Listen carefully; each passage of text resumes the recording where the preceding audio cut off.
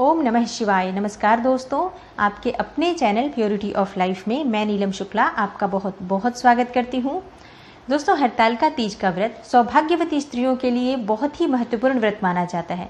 भाद्रपद मास की शुक्ल पक्ष की तृतीया तिथि पर इस व्रत को किया जाता है और सौभाग्यवती स्त्रियां इस व्रत को करती हैं अखंड सौभाग्य के लिए, अपनी पति की आयु लंबी हो इस कामना से, सुख समृद्धि और संतान प्राप्ति की कामना से इस व्रत को किया जाता है। पति पत्नी के रिश्ते मधुर हो, पति पत्नी में हमेशा प्रेम बना रहे, इस कामना से सौभाग्यवती स्त्रियां हरतालिका तीज का व्रत करती हैं।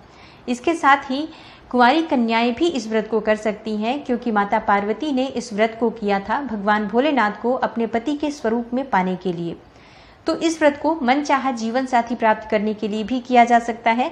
और अगर आपके विवाह में बहुत अधिक देरी हो रही है तो आप इस व्रत को कर सकते हैं। जो लोग इस व्रत को नहीं करना चाहते, जैसे कि कुंवारी कन्याएं, अगर आप इस व्रत को नहीं कर पाते हैं तो आप मात्र माता पार्वती और भोलेनाथ की अगर आप पूजा करते हैं विधि विधान से हरतालिका तीज के दिन प्रदोष काल में, तो भी आपकी कामना अवश्य पूर्ण होती है। भगवान भोलेनाथ और माता पार्वती का आशीर्वाद आपको प्राप्त होता है, मनचाहा और योग्य जीवन साथी आपको प्राप्त होता है।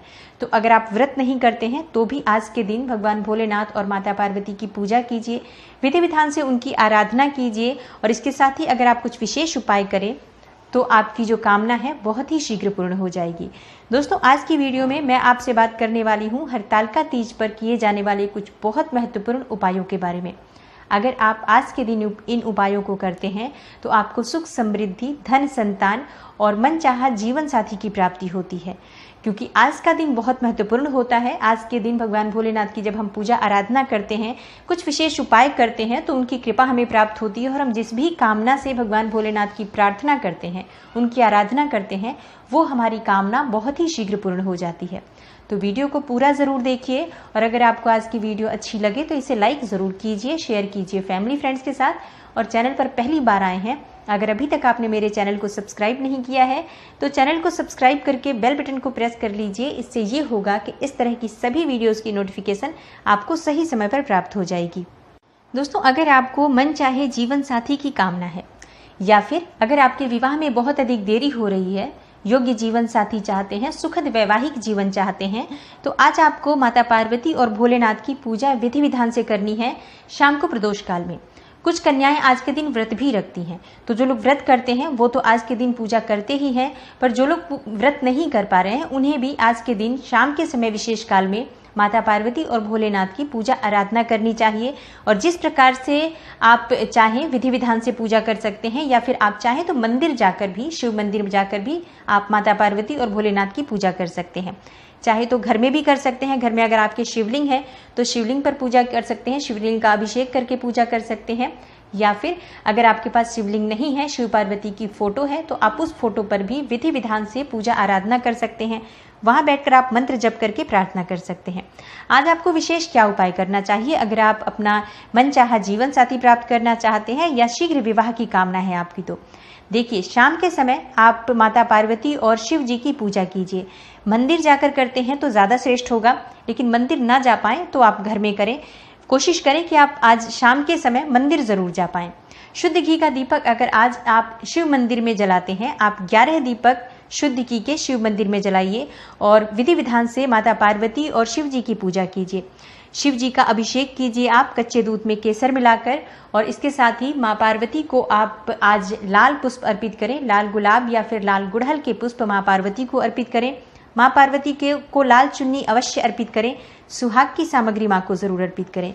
सुहाग की सामग्री में आप चाहें तो 16 श्रृंगार भी अर्पित कर सकते हैं, जैसे कि सभी सुहाग की सामग्री, या फिर आप सिर्फ बिंदी, चूड़ियाँ, मेहंदी और आलता, नेल पेंट, इस तरह से 5 या 7 चीजें जरूर अर्पित करें। चुन्नी जिसमें लाल जरूर होनी चाहिए। सिंदूर भी आप अर्पित कर सकते हैं चाहे तो, या फिर आप सिंदूर नहीं अर्पित, जैसे 16 श्रृंगार आप अर्पित करते हैं तो उसमें सिंदूर भी अर्पित करें। लेकिन अगर आप 16 श्रृंगार नहीं अर्पित करते हैं तो 5 या 7 चीजें अर्पित कर दीजिए और माता पार्वती से प्रार्थना कीजिए कि आपके विवाह में जो बाधाएं हैं वो दूर हो। इसके साथ ही आज आपको माँ पार्वती को 11 गांठ साबुत हल्दी की अर्पित करनी है। साबुत हल्दी जो मार्केट में मिल जाती है, पीली हल्दी होती है, और इस हल्दी को माँ पार्वती को अगर आप आज अर्पित करते हैं पूजा करने के बाद विधि विधान से, तो इससे विवाह के योग बनने लग जाते हैं। इसके साथ ही अगर आपकी कोई जीवन साथी की कामना है, मनचाहा जीवन साथी प्राप्त करना चाहते हैं, तो आज माता पार्वती से प्रार्थना कीजिए। आप अपने मन की कामना उनसे कहिए, शिव जी से कहिए, शीघ्र ही आपकी कामना पूर्ण हो जाती है। और जब आपकी पूजा पूर्ण हो जाती है, नंदी देवता के कान में 11 बार ओम नमः शिवाय का जप कीजिए। इस तरह से अगर आप आज के दिन उपाय को करते हैं तो शीघ्र ही आपकी कामना अवश्य पूर्ण होती है। दोस्तों, अगला उपाय है अखंड सौभाग्य के लिए। अगर आप चाहते हैं कि आप पति पत्नी दोनों का प्यार हमेशा बना रहे, पति पत्नी के बीच में रिश्ते अच्छे हो, मधुर जीवन हो, दाम्पत्य जीवन बहुत मधुर हो और अखंड सौभाग्य की प्राप्ति हो, पति की आयु लंबी हो, पति को सुख समृद्धि की प्राप्ति हो, तो इसके लिए आपको चाहिए कि आज आप माता पार्वती और भोलेनाथ के मंदिर जाकर भगवान भोलेनाथ का अभिषेक करें। भगवान भोलेनाथ का आज आप शहद से अभिषेक करें तो आपकी जो मन की इच्छा है भगवान भोलेनाथ पूर्ण करते हैं। पति पत्नी के रिश्ते मधुर होते हैं अगर हम शहद से अभिषेक करते हैं तो। इसके साथ ही जब हरतालिका तीज की पूजा आप पूर्ण करते हैं तो पूजा पूर्ण करने के बाद माँ पार्वती को खीर का भोग अर्पित कीजिए। जैसे पूजा में हम भोग अर्पित करते हैं, बाकी की चीज़ें जैसे मिठाइयाँ आप अर्पित करेंगे, गुझिया अर्पित करें, फल अर्पित करें। इसके साथ ही आज आपको चावल की खीर, मखाने की खीर या साबूदाने की खीर, जो भी आपसे बन पड़े, आप बनाकर और माँ पार्वती को अर्पित करें, प्रार्थना करें। और उस खीर को प्रसाद स्वरूप पति पत्नी दोनों पूजा के बाद अगर ग्रहण करते हैं, जैसे कि आप जब पारण करें तो पारण के समय में इसे ग्रहण करते हैं, तो इससे दाम्पत्य जीवन मधुर होता है, अखंड सौभाग्य की प्राप्ति होती है। दोस्तों, अगला उपाय है सुख समृद्धि के लिए। आज माँ पार्वती को अगर पूजा के समय आप नारियल का भोग अर्पित करें, नारियल को भोग स्वरूप में उन्हें अर्पित करें, जैसे पानी वाला जो नारियल होता है, पूजा वाला नारियल, वो माँ पार्वती को अर्पित करें, उस पर स्वास्तिक बना दें और इसके साथ ही आपको उस पर लाल चुन्नी या कलावा लपेट देना है और उसके बाद माँ पार्वती को अर्पित कीजिए। पूजा के बाद ये नारियल अगर आप किसी ब्राह्मण को दान करते हैं या किसी मंदिर में किसी पुजारी को दान करते हैं तो इससे आपके घर में सदा सुख समृद्धि बनी रहती है, माँ लक्ष्मी का स्थायी वास आपके घर में रहता है। अगर आप आज के दिन माँ पार्वती को नारियल चढ़ाकर और ये नारियल किसी ब्राह्मण को दान करें। अब बात करते हैं कि अगर आपको संतान प्राप्ति की कामना है तो किस प्रकार से भगवान भोलेनाथ की पूजा आराधना करनी है और क्या चीज़ें उन्हें अर्पित करनी है। आज अगर आपको संतान प्राप्ति की कामना है तो हरतालिका तीज के व्रत में शाम के समय जो पूजा होती है उस पूजा में आपको धतूरे का पुष्प भगवान को अर्पित करना है। धतूरे का सफ़ेद पुष्प जो होता है वो भगवान भोलेनाथ को शिवलिंग पर अर्पित कीजिए और साबुत गेहूँ, 1 मुट्ठी साबुत गेहूँ आप भगवान भोलेनाथ को ओम नमः शिवाय इस मंत्र का जप करते हुए या कोई भी मंत्र जो आप जपना चाहते हैं, शिव तांडव स्तोत्र पढ़ सकते हैं या फिर शिव पंचाक्षर स्तोत्र पढ़ना चाहते हैं या फिर आप नमः शिवाय के द्वारा भी इस गेहूँ को अर्पित करें। भगवान भोलेनाथ से प्रार्थना करें। धतूरे का पुष्प और गेहूं भगवान भोलेनाथ को अर्पित करने से, शिवलिंग पर अर्पित करने से संतान सुख की प्राप्ति होती है, मनचाही संतान की कामना पूर्ण होती है। तो ये बहुत ही श्रेष्ठ उपाय है। अगर आज के दिन आप करते हैं तो बहुत ही शीघ्र भगवान भोलेनाथ और माता पार्वती का आशीर्वाद आपको प्राप्त होता है।